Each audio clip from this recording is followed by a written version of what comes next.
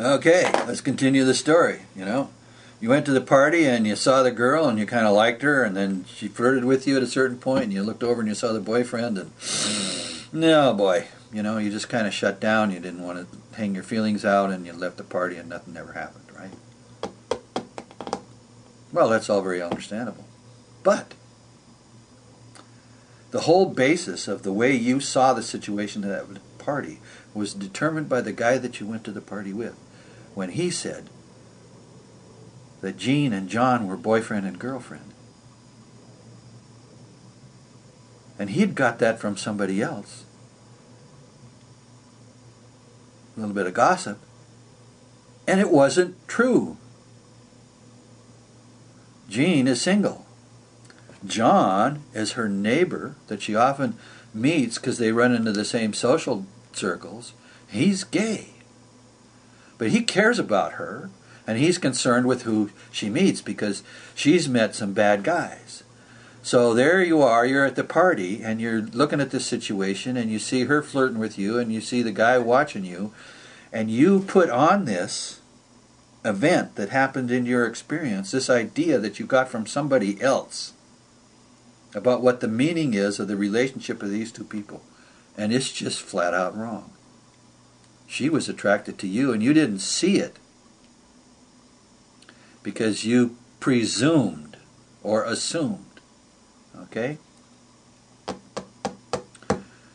Now that's exactly the situation we are in biology today.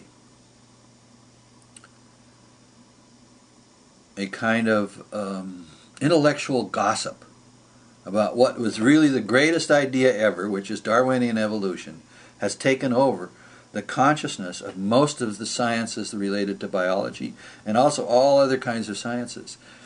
And you'll read stuff. I was reading some stuff on psychology the other day, and it was just kind of really scary because the guy that was writing all this stuff on psychology was going, okay, I've got these couples coming in to do, therapy with me, and one of the ways I'm going to help them is I'm going to think about how animals relate to each other in the African jungle, from baboon studies and stuff like this, and I'm going to treat the nature of desire between these two human beings as if I know something about how human beings are by exporting to the idea of what their interior life is like, ideals from animal studies. Okay?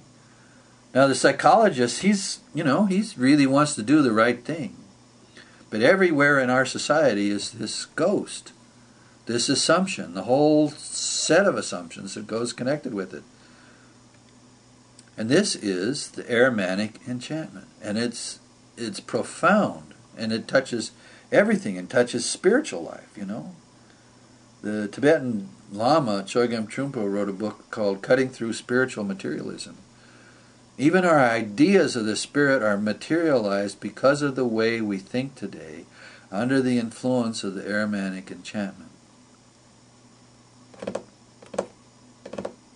Now, is this some great evil deed done to human beings?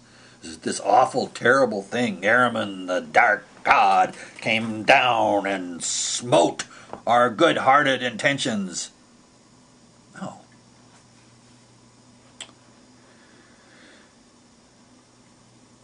In the grander scheme of things, the nature of such a being as Ahriman and the nature of such a being as Lucifer are understood.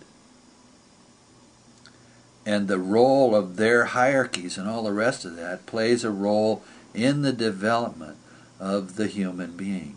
It's meant to be there. The Ahrimanic enchantment, the descent into materialism, is meant to be there. It's a phase in the evolution of consciousness. And it arises precisely at a certain point in the evolution of consciousness when something called the onlooker separation arises. Now, if you want to read about this from a really beautiful point of view, you want to get Owen Barfield, Saving the Appearances, a Study of Idolatry, where he talks about participation, the onlooker separation, and final participation. Original participation, the onlooker separation, and final participation. And what's he talking about? Well, he's talking about stuff that Steiner told us, but from a different point of view, and from that point of view he's enriching the whole set of concepts we have about it, and because he's English and he's instinctively in the consciousness soul, hello, he, of course with Barfield he's also an initiate.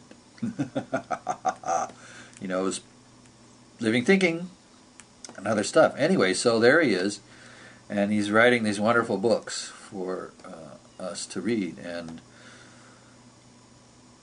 okay, what's original participation? Well, Steiner talked about how in the past we had direct contact with the spiritual world. That's the way we lived our life. We lived our life embedded in the spiritual world, and of course this changed over time, and this is all the different yugas that the Indian civilizations talk about this descent from this higher existence that happened at one time when we were one with the gods, and that's original participation. And then there's a kind of point in which that sort of fades away. And the last days of it are, with this, in Western civilization anyway, are with the scholastics. And then the arrival of natural science. And what happens in that period of time? Well, we no longer participate. We no longer feel ourselves inside the natural world, inside the community of other beings, which Steiner sometimes talks about when he talks about group soul, the group soul. And of course, all over the world, this stuff happens in different times and different spaces. This is a very complicated thing. But anyway, the onlooker separation is a state of consciousness in which the I is no longer inside, it's no longer participating in everything that it experiences with. It now finds itself sort of outside, looking on the onlooker. And that has to arise in order for natural science to come into existence.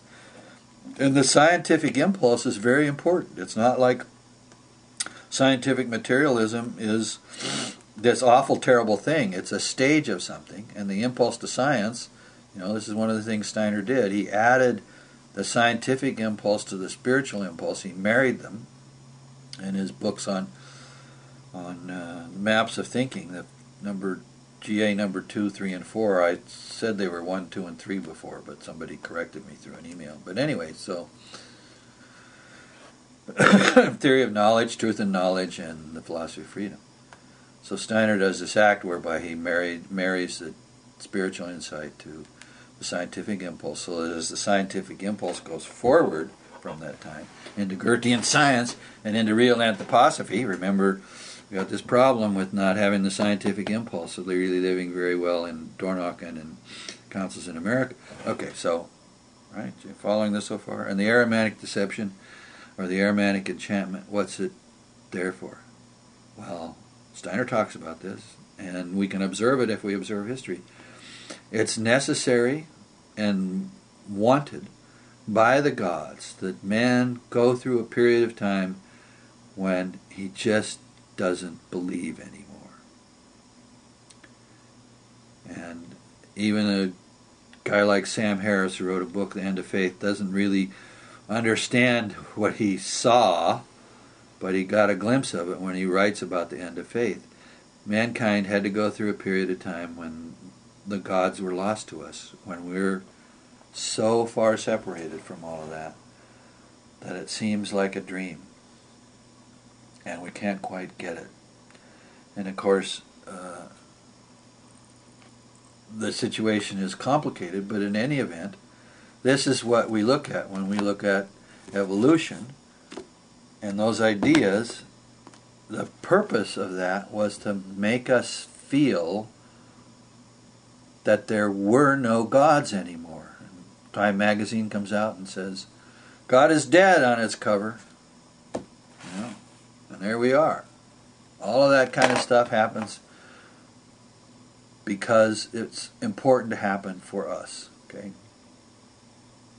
Talk to you in a minute.